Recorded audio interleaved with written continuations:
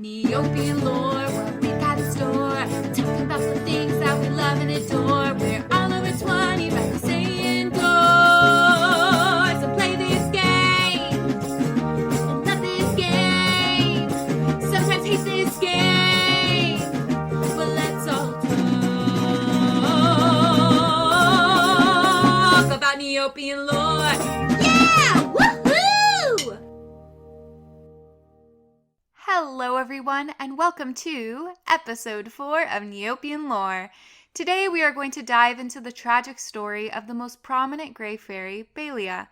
This episode is going to be framed around her Neopedia page, which, if you visit, grants you an avatar with her somber face and the word fallen shining across it. All information has been pulled from the Neopets website and official fan sites. I'll try to be as accurate as possible and attempt to pronounce all names correctly, but keep in mind this world is fictional and this is all just for fun.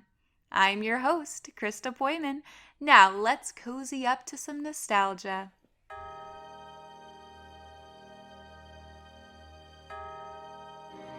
Thunderclouds loom over the top of the mountain, rain coming down like hammers and nails.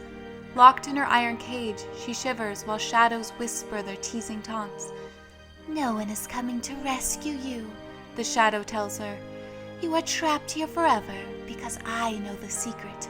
A fairy without wings is completely helpless." The Grey Fairy said nothing and kept her eyes low into the ground. "A fairy with clipped wings," it said to its fellow shadows. "Lost all her powers, lost all her beauty.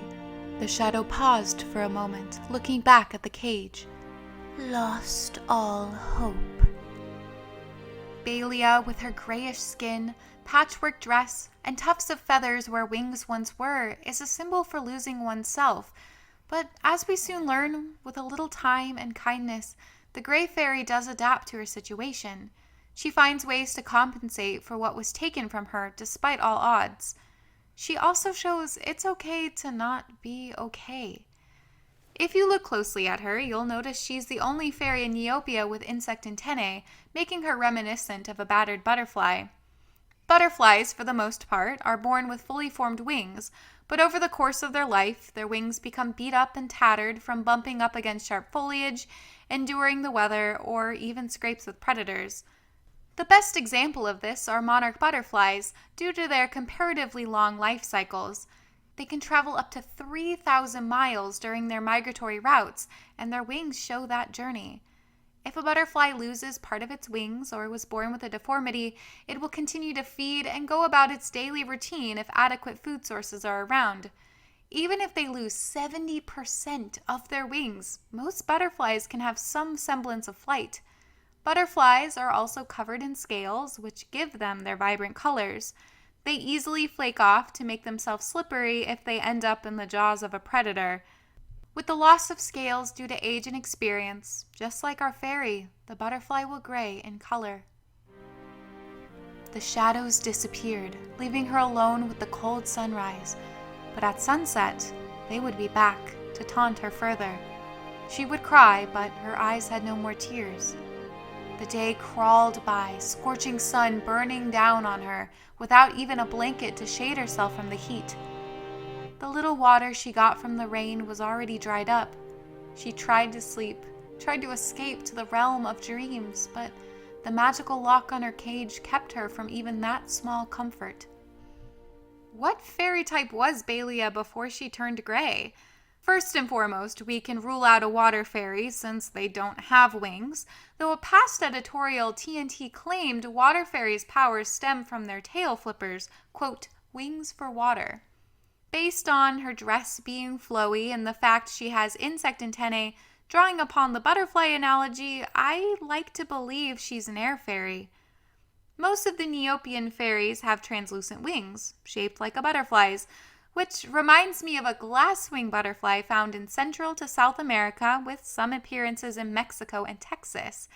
As the name suggests, these butterflies have clear wings with only the edges having some color. Butterflies on a whole adapted to have scales to avoid predation, so it's honestly fascinating the glasswings evolved to lose that important trait. Colorless and translucent objects actually tend to be shiny and more noticeable. Think of glass or water. Glass wings evolved a way of reducing reflected light by being covered in structures called nanopillars, which basically gives texture to the surface to prevent glare. Now, I know, you're thinking, Krista, there are clearly tufts of feathers on the gray fairy's back. Insects don't have feathers. Did you ever go to school? I did go to school. Thank you for asking. And yes, she does indeed have feathers, and 2 other fairies do also. Talia, which ironically rhymes with Baelia, the snow fairy, and Drakara, a dark fairy that I can only find on a Neo deck card. But Baelia doesn't really seem like a snow or dark fairy. Perhaps the anatomy of wings change once they're pulled, or perhaps she was so in tune with the sky she had traits of both butterflies and birds. This would also further solidify how lost she feels without her wings. If she was an air fairy, she would be tethered to the sky. That adds weight to her tragedy. If she was an earth fairy or snow fairy, she'd still get to appreciate and be a part of those elements. But if she was an air fairy, the sky would be cut off to her now that her wings are gone. To draw upon birds, if a migratory songbird gets injured and needs to be cared for by a rehabilitator, perhaps due to being abandoned at the nest or an injury, they can go stir crazy during the time they are meant to be migrating. Because of this, they actually can harm themselves due to their erratic behavior. Migrating is something ingrained in their biology, and when they can't do it, they become extremely restless. If you personify this behavior, you can make an analogy to losing one's purpose. At around noon, she felt something move across her shoulder. She looked up. A shadow? She turned. Someone stood with the halo of the sun over their shoulder. "Who?" she whispered, her parched throat hurting from even a single word. The figure stepped forward, a little Kiri with walking shoes, a cap, and a traveling pack. "My name is Tavi," she said. "Who are you?" I... The gray fairy paused, her eyes gazing down at the lock on the door of the cage. Please help me." "How?" The gray fairy pointed at the lock, afraid to touch the iron bars. "The lock, it has a name. If you whisper the name, it will open." Tavi put down her pouch. "Do you know what the name is?" The gray fairy nodded. "I do, but I cannot say it." Tavi looked at the lock. "What do you have to say for yourself?" The lock chuckled. "You will never guess my name, little Kiri, and I will never tell it. For I serve Genamara, and her powers are greater than any in the world." All I'm able to find on Genamara the Dark Fairy is in an editorial in which TNT confirmed she is not the darkest fairy. So what's her deal? Who would do such an awful thing to another being? It could be that she simply likes to watch people suffer, or maybe she has misguided anger stemmed from a past trauma. Again, I know we're talking about a fictional world here, but we can still make connections to our own. In the book Nomi's Quest, which you can actually find on Amazon or Abe's Books, it tells the story of the other gray fairy we actually do know of. Nomi was an oddly colored light fairy, donning blue instead of yellow. Nomi trains under a powerful fairy, but despite being a decent learner, she didn't actually do well on the practicality of performing magic. She goes to the witch Edna in the Haunted Woods and is told she can help her if she gathers specific ingredients. While Nomi is foraging, she is caught by a fairy hunter, Balthazar. He takes away her power, memory, and wings, turning her into a gray fairy. Now, some backstory on Balthazar is he was abandoned at the edge of the Haunted Woods as a small cub. As he entered the forest, he was attacked by dark fairies, and ever since, vowed to hunt them down and bottle them to be sold to Neopians. I'm not excusing his behavior, but his early childhood does correlate to why he does what he does. At the conclusion of Nomi the Gray Fairy's story, 2 Exquitox release her and help her remember who she is and where she comes from through a brain tree quest, and try to figure out how to return her to Fairyland. This was before Fairyland came crashing down to the ground. This story was part of the Gray Fairy Chronicles series. The only problem is, in this series, there was only one book, so we may never know how Nomi's story concludes. I will play a game with you, Little Lock, Tavi said. A game of guesses. What kind of game? The Lock asked, its voice ringing with suspicion. We each get 3 questions, and after each question, I'll guess at your name, and you guess at what's in my pack. I cannot ask your name, and you cannot ask what's in my pack. She gestured back at the pack. I have 3 things in there. If you guess even one of them before I guess your name, I will join the fairy in the cage. But if I guess your name before that, you let the fairy go free. The Lock laughed. That's too easy, it said. You are obviously a mountain climber. I know what's in your pack. If it's so easy, why don't you agree to the terms of the game? The Lock laughed again. All right, foolish Kiri, I agree. Why, I'll even let you go first. This tale uses the classic folklore trope, the law of names. It's the idea that knowledge of a true name allows one to affect another person or being magically. The law of names can be seen in stories such as Rumpelstiltskin, The Hobbit, Odysseus, and Spirited Away. The lore of the household spirit the Bogart, which can be seen in the 3rd Harry Potter film, is that if it's ever named, it will become uncontrollable and destructive. The law of names even pops up in religious texts, such as Egyptian theology. Through an elaborate trick, Isis learns and gains power from the true name of the Egyptian sun god Ra. Isis uses this power to put her son Horus on the throne. In Christianity, Jacob wrestles an anonymous angel who refuses to reveal his name. They wrestle until dawn, and Jacob is given a new name, Israel, to honor his success against the unnamed angel. The ancient Jews also considered God's true name so potent that the speaker would gain tremendous power. To prevent abuse of this, the name God was always taboo, and only the high priest was supposedly allowed to speak it. Now, in the real world, if you know a person's name, that doesn't give you complete control over another. If that was true, I would force every billionaire to donate a majority of their money to charity. But this idea of control and power can be linked to any piece of information that is shared without consent, creating leverage for others.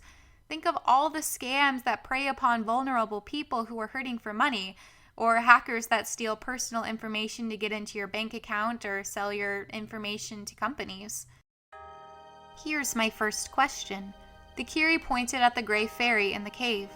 What's her name? The Lock screamed out loud. No, that's cheating! Go on, Tavi smiled. You have to tell me her name. The Lock grumbled. Her name is Baelia, it said. Then your name is Baelia, isn't it? Tavi asked. The Lock grumbled, then made a loud click.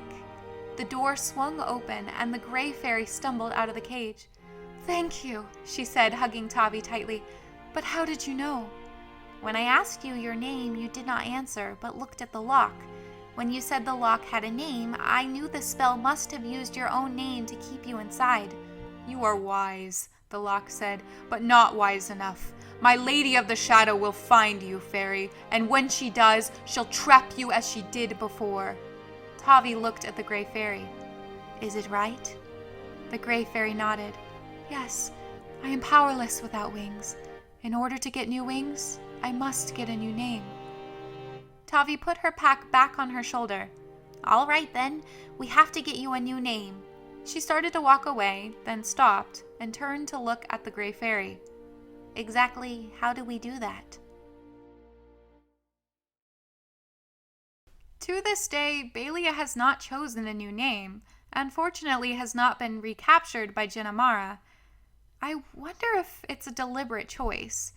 Now, I'm not saying all she needs to do is snap her fingers and voila, she has a new name. Change doesn't happen like that. But after all of these years, if she truly wanted it, she probably could have earned a name and in turn her wings. I think she chooses to remain gray. She's a symbol for all the gray pets and pets. Now, we won't discuss the air quote ethics of purposely painting your pets gray. Let's pretend they turn gray from their personality or choice or whatever.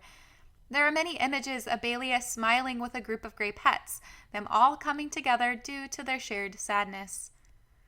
The description for the gray fairy dress is as follows. It may not look like much, but gray is all the rage in the haunted woods. See, she celebrated there, and why wouldn't she? Haunted Woods is known to be accepting of all the oddballs. Even though it wasn't her choice to turn gray, she's come to terms with it. For the item, the gray fairy wig, it states, Baelia may seem gray, but she has accepted her sorrows and it is a part of who she is. It's okay to feel sad. Embrace your grays. I love that. It's so wholesome. This is the same sentiment even seen in the film Inside Out. If you try to block out a specific emotion, it will come back with a vengeance. Bottling up an emotion is never the answer. Speaking of bottling things up, there's actually an unreleased item of a bottled gray fairy. In a few editorials a long time ago, it was implied there would be some sort of plot involving gray fairies, but nothing came of it. During the Wraith Resurgence plot, when Queen of the Fairies Faerie fell ill, Baelia took over the hidden tower. Quote, Hello there. I'm here to make sure everyone can still buy the artifacts they need while Faerie, I'm just glad I could find a way to help out in our time of need. I've also been rearranging things here, so you may not find a few of the older items, but there are new ones that you really should check out. See, she loves to help out and she loves to have a purpose. But like all of us, Baelia definitely has her ups and her downs. When you get a gray fairy quest, you may see the following. Oh, hello. The gray fairy almost manages a smile for you. Don't suppose you can find a insert object here. And I guess I shouldn't have tried the wing grow. These wings are so small they couldn't lift a fly. Could you bring me insert item here to get rid of them? And these tiny wings are really depressing. I don't suppose you found it yet. And lastly, oh please, use the insert item here to trim these things off. I can't stand it anymore. We can also see a moment of despair in her Better Than You quote. Ever since Fairyland fell, I've been able to come and go more easily since I can walk there now. But, she bursts into tears, I can't get to the cloud races. I know I'd be really good at them. My racer would be fueled by the misery of Neopia. It's all so tragic. Sob. It did always bum me out she never appeared in Fairy Cloud Racers or the extreme version. No fairies could help her fly up there? She needs a racer, gosh dang it, not wings. Baelia brings the fairies together through her quests.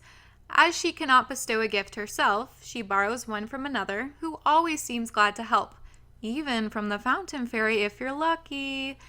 If she is feeling a bit down, a few item descriptions indicate how to cheer her up. The toy plane with the description, another fairy even enchanted this to fly, much to Baelia's joy. The framed treetops photo, which says, Baelia created enough to share to remember this wonderful day. And there's the Baelia plushie. Now you can cheer up everyone's favorite gloomy fairy with a hug. How sweet.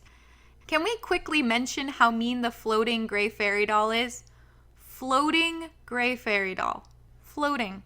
Come on, TNT, that's low, even for you. To finish her story, Baelia shows it's okay to ask for help. It's okay to feel sad sometimes, and it's okay to wear the same tattered dress for years on end and somehow still rock it.